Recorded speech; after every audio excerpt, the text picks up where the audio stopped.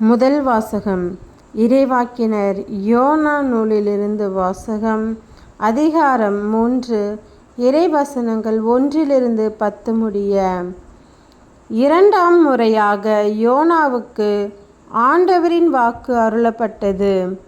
நீ புறப்பட்டு நினிவே மாநகருக்குப் போய் நான் உன்னிடம் சொல்லும் செய்தியை அங்குள்ளோருக்கு அறிவி என்றார். யோனா புறப்பட்டு ஆண்டவரது கட்டளைப்படி நினிவேக்கு சென்றார். நினிவே ஒரு மாபெரும் நகர். அதை கடக்க 3 நாள் ஆகும். யோனா நகருக்குள் சென்று ஒரு நாள் முழுதும் நடந்த பின் உரத்த குரலில், இன்னும் 40 நாளில் நினிவே அழிக்கப்படும் என்று அறிவித்தார். நினிவே நகர மக்கள் கடவுளின் செய்தியை நம்பி நோன்பிருக்க முடிவு செய்தார்கள். பெரியோர் முதல் சிறியோர் வரை அனைவரும் சாக்கு உடை உடுத்தி கொண்டனர். இந்த செய்தி நினிவே மன்னனுக்கு எட்டியது. அவன் தன் அரியணையை விட்டிறங்கி அரச உடையை களைந்துவிட்டு சாக்கு உடை உடுத்தி கொண்டு சாம்பல் மீது உட்கார்ந்தான். மேலும் அவன் ஓர் ஆணை பிறப்பித்து அதை நினிவே முழுதும் பறைசாற்ற செய்தான். இதனால் அரசரும் அரசவையினரும் மக்கள் அனைவருக்கும் அறிவிப்பதாவது: எந்த மனிதரும் உணவை சுவைத்தலாகாது.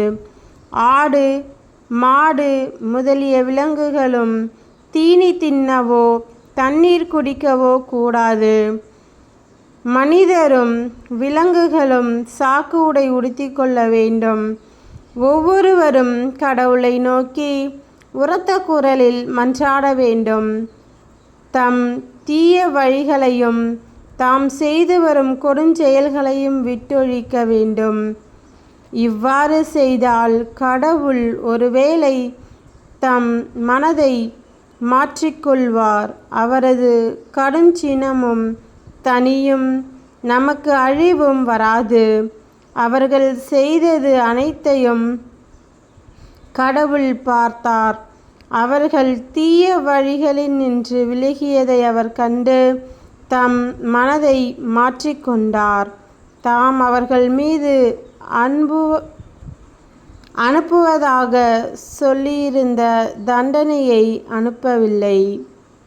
ஆண்டவரின் அருள்வாக்கு. இறைவா உமக்கு நன்றி. நற்செய்தி வாசகம். புனித லூக்கா எழுதிய நற்செய்தியிலிருந்து வாசகம்.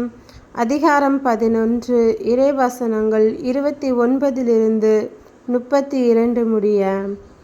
மக்கள் வந்து கூட கூட இயேசு கூறியது: இத்தீய தலைமுறையினர் அடையாளம் கேட்கின்றனர்.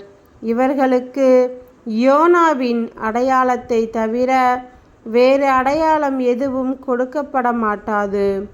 யோனா நினிவே மக்களுக்கு அடையாளமாய் இருந்ததை போன்று மானிட மகனும் இத்தலைமுறையினருக்கு அடையாளமாயிருப்பார்.